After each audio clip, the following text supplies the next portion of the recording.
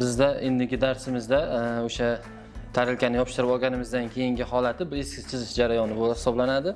Bunda birinchi plastilindan foydalanamiz. Bu o'sha tarelkamizni plastilinda bir tozalab olamiz. Ya'niki bu chizayotgan vaqtimizda ranglarning aniq chiqishi o'yayotganimizda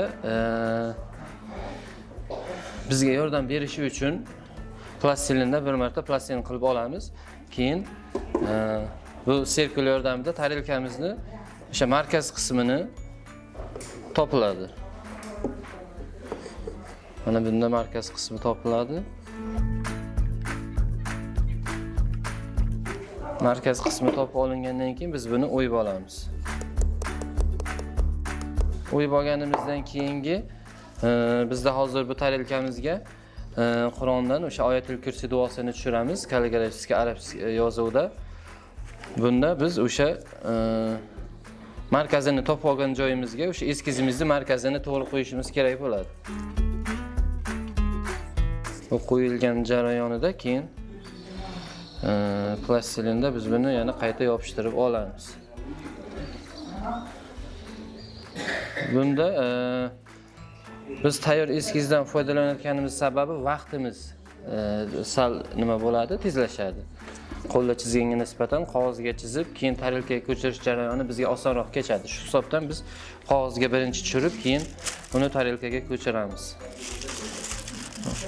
Keyin mana bu qog'ozga tagida o'sha ko'chiradigan rangli qog'ozimizni qo'yib, biz chizish jarayonini boshlaymiz.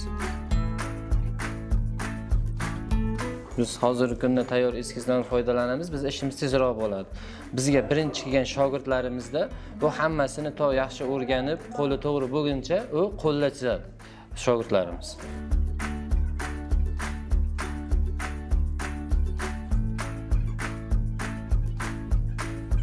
Chizish jarayonida ham bu ancha vaqtni oladi. Sababi bunda o'sha arab harflaridagi har bir imlo, har bir harfiga e'tibor beramiz, chunki har bir detali tushib qolishi natijasida buni ma'nosi o'zgarib ketishi mumkin. Shuni hisobiga biz e'tibor bilan nihoyatda diqqat talab qiladi bizning sohamizda. E'tibor bilan xato qilmaslikka harakat qilgan holatda chizishga harakat qilamiz.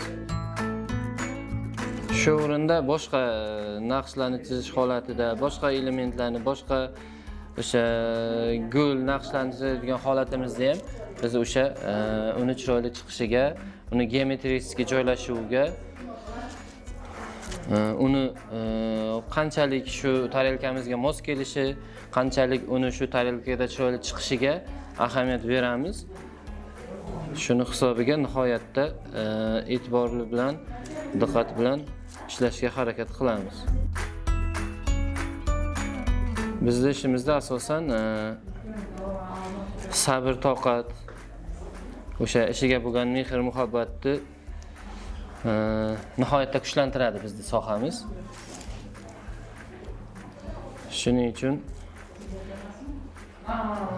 harakat qilamizki, yana o'sha maydaroq har kuni yangilik yaratishga, har kuni o'sha o'zimizning milliy naqshlarimizni dunyoga tanitishga har kuni biz izlanishdamiz.